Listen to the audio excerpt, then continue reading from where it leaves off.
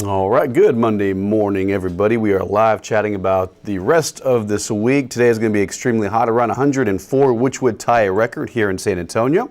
Is there rain this week, David asks? Well, there's a small chance it occurs tomorrow, but it's only accounting for, I think it's a 10% chance for tomorrow evening for a straight isolated shower. It's not going to amount to much, but we'll talk about that and kind of see what forecast models are going for. Hello from New Braunfels. Good afternoon, Tessie, or good morning, because it's still 11:42 on our Monday morning. And hello to everyone. If you have any questions, feel free to comment down below.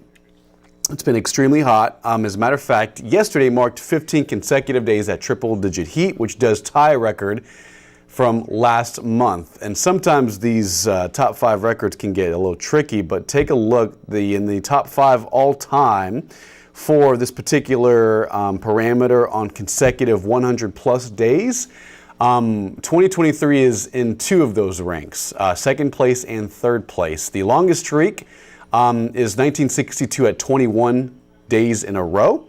But right after that is 2 streaks, which one happened last month and the one we're currently in right now. So tomorrow, or at least today I should say, if we hit 100, which we're forecasting to do, about 104, we would be at 16 days in a row of triple-digit heat, which would mark second. Right now we're tied with last month's streak and record, which ranks second in all time in San Antonio history. Last year was 14 days in a row, and back in 2019, that was 12 days in a row. So we're likely going to reach 100 today, and that's going to mark the second place for all-time record for consecutive streaks of 100-plus days, 100-degree days, I should say. Okay, and that marks 48 days total in the entire year. Typically, most happens in the summertime, June, July, August.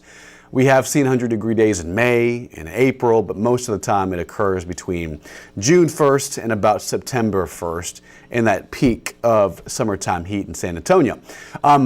Back in 2009, San Antonio hit 100 plus 59 times. That's first, an all-time record. We're at 48. We're not too far from that. We're only 11 days away out from that, so it looks like we'll at least get near that, if not tie it, especially for the second and third place in all-time history. Okay, so weather-wise, we're looking at a conserve your energy use for today. It's a yellow day. Let's take a look. Metro temperatures were at 87 in San Antonio, 90 at Stinson, 90 in Calaveras Lake, up to 92 over in Castroville. So it's very, very warm out there, and it's only the start. Again, these are going to rebound very fast into the upper 90s and lower 100s this afternoon, and likely tying records across the region. Zooming out, you'll see 89 at Fredericksburg, 91 at Austin, 93 at Beeville, and 90 at Eagle Pass. Winds are light right now. They'll turn a little breezy, but not until tonight. 15, 20 mile an hour winds after about, let's say, 5 p.m. later on this evening.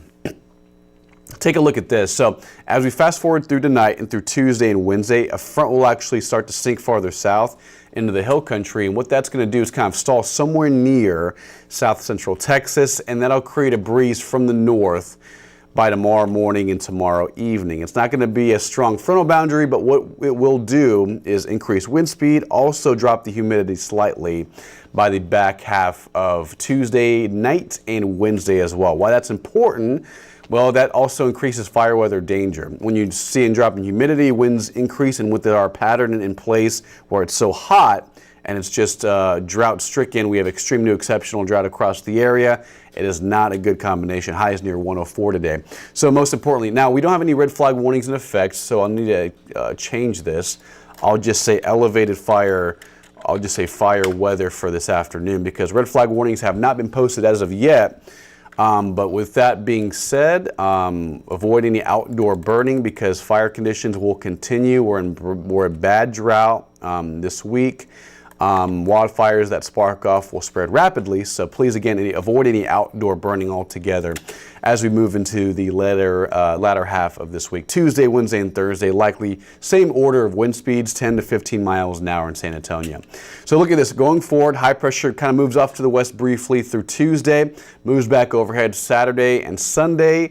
But good news, the way the forecast is kind of playing out, it looks like this ridge will start to move off to the east by the weekend, hopefully by Saturday and Sunday.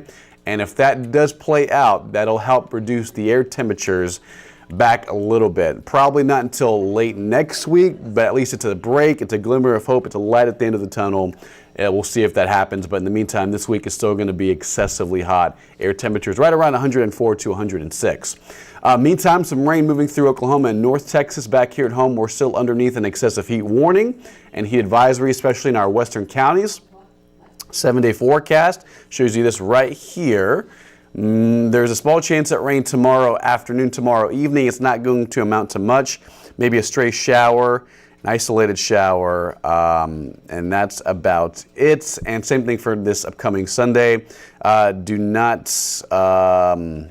Don't hold your breath over it because it's only accounting for a small chance at rain. Most of us will not see rain this week as high pressure continues to reign right overhead and keep a strong grip on our pattern here in South Central Texas.